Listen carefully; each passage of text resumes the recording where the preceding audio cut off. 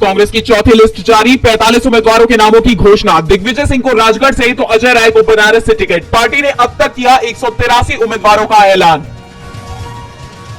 केजरीवाल की गिरफ्तारी के विरोध में दिल्ली के रामलीला मैदान में 31 मार्च को इंडिया की मेगा रैली।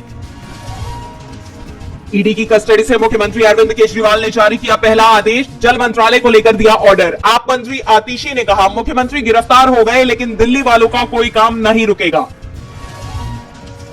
तमिलनाडु के मुख्यमंत्री एमके स्टालिन के बेटे और राज्य सरकार में मंत्री उदयनिधि स्टालिन ने मोदी सरकार पर साधा निशाना, पीएम को बताया 28 पैसा पीएम। तमिलनाडु और भाजपा शासित प्रदेशों में भेदभाव करने का लगाया आरोप।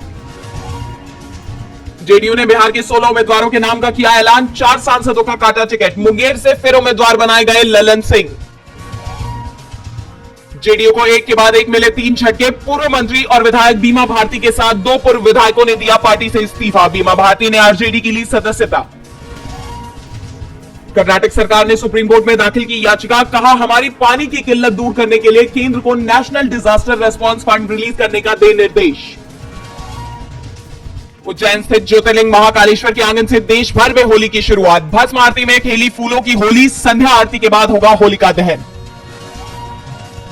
आज आ सकती है भाजपा की 5वीं लिस्ट। देर रात सीईसी की मीटिंग में 70-80 नामों पर हुई चर्चा, इनमें यूपी बिहार की सीटें शामिल।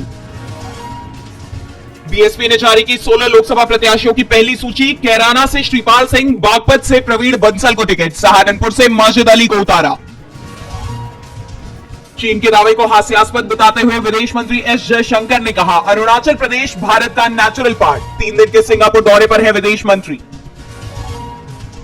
ग्रीक नेता कॉन्स्टेंटिनोस बोगदानोस ने कश्मीर में पाकिस्तान के अत्याचारों की खोली पोल, कहा पीओके में लोगों को मूलभूत अधिकार भी नहीं दिए गए।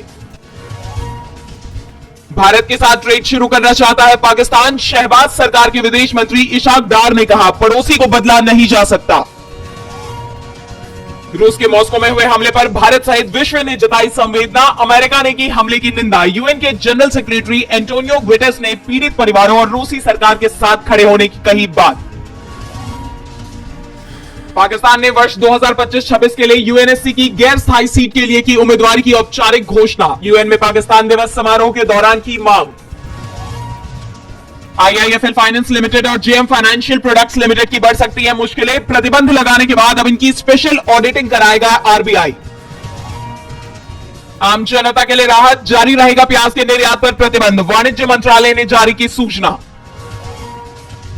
आईपीएल में आज हार्दिक के सामने गुजरात की चुनौती। एमआई वर्सेस जीटी मुकाबला अहमदाबाद में, पहली बार कप्तानी करेंगे शुभमन। आलिया रणवीर की बेटी राहा और आतिफ असलम की बेटी हलीमा की तस्वीरें हुई वायरल। फैंस ने कहा, राहा की कॉपी है हलीमा। स्वतंत्र वीर सावरकर फिल्म में 70 साल की महिला बनी glamorous TV actress Ankita Lokhande. Role निभाने पर बोली, कोई डर नहीं।